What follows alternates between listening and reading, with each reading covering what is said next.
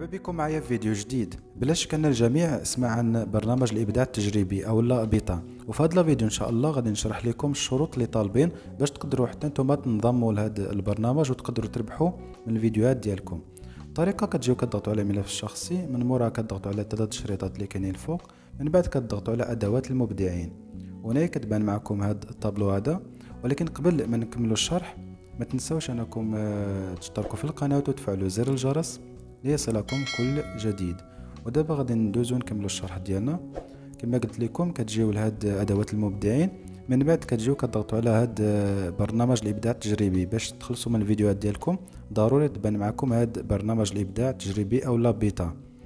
باش تبان معكم خصكم ضروري تحلوا الكونت ديالكم بنمره ديال فرنسا او لا اسبانيا او لا الدوله اللي متاح فيها البيتا، او لا تستعملوا الفي بي ان. ولكن باش تبان معكم من الاحسن تفتحوه برقم اوروبي.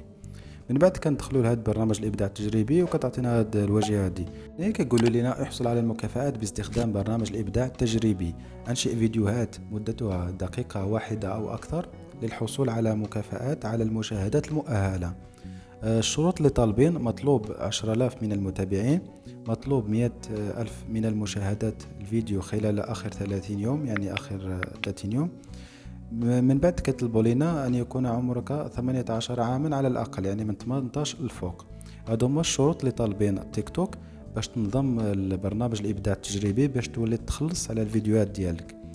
اون فوا كتكمل هاد الشروط كدير تقديم وكيقبلوك، من بعد كتبدا تخلص على الفيديوهات ديالكم.